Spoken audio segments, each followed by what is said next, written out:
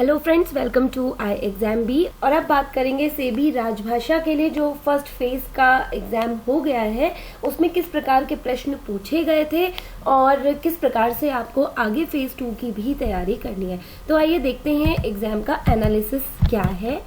अगर हम paper first की बात करें, पहले पेपर की बात करें, तो क्वांटिटेटिव एप्टीट्यूड के प्रश्न थे जो ना तो बहुत अधिक सरल थे और ना ही बहुत कठिन थे। मॉडरेट लेवल के प्रश्न पूछे गए थे। सेम इन रीजनिंग में भी मॉडरेट ही क्वेश्चंस थे। इंग्लिश का सेक्शन कंपैरेटिवली इजी था जिसमें ग्रामर पूछी गई थी, सेंटेंस करेक्शन पूछे गए थे। और जनरल अवेयरनेस की बात करें तो ये भी ना तो बहुत अधिक सरल था और ना ही बहुत अधिक कठिन था। तो पेपर फर्स्ट जो था वो मॉडरेट लेवल का पेपर हम मान सकते हैं। नेक्स्ट हम आते हैं ऑफिशियल लैंग्वेज में राजभाषा पर। तो राजभाषा से संबंधित जो प्रश्न थे वे केवल 5 से 6 ही प्रश्न पूछे गए थे। हिंदी से अंग्रेजी अनुवाद 15 प्रश्न थे, अंग्रेजी से हिंदी अनुवाद के 15 प्रश्न थे और अगर शब्दावली की बात करें तो शब्दावली के भी 15 प्रश्न थे। तो इस तरीके से अगले फेज में हमें तैयारी करनी है, वो हमें मुख्य रूप से शब्दावली पर विशेष ध्यान देना है क्योंकि राजभाषा से संबंधित केवल 5 से 6 प्रश्न थे जो काफी सरल थे। जो हमारे स्टूडेंट्स से हमें बताया है कि राजभाषा से संबंधित प्रश्न बहुत ही सरल पूछे गए थे।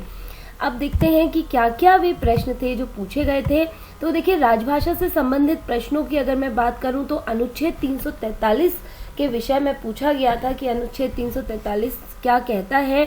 दूसरा प्रश्न, राजभाषा विभाग कौन से मंत्रालय के अधीन आता है। इस पर हमने काफी बार चर्चा की है, वीडियोस में भी आपको बताया है कि राजभाषा विभाग गृह मंत्रालय के अधीन आता है।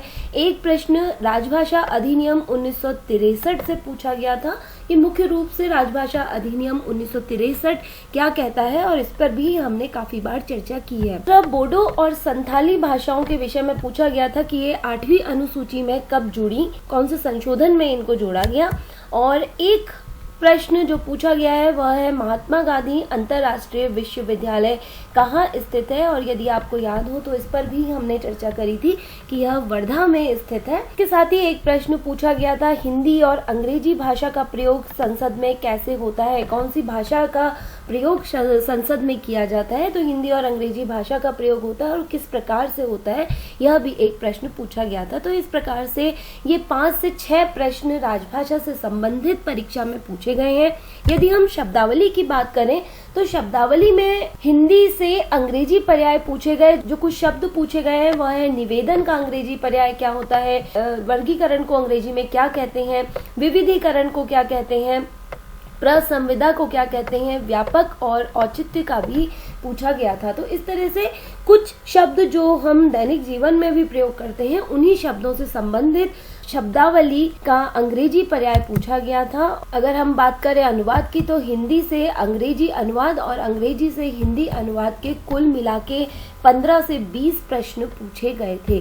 कुछ अंग्रेजी शब्दों का जो हिंदी पर्याय पूछा गया था वो देखिए, performance, agreement, implementation, adjudicate, growth funds, delivery, current, speculation, resolution, इन सभी शब्दों का हिंदी पर्याय पूछा गया था। और ये हम डेली लाइफ में भी पढ़ते रहते हैं और हिंदी पर्याय में इसके अक्सर कंफ्यूज हो जाते हैं। तो इस तरीके के प्रश्न पूछे गए थे।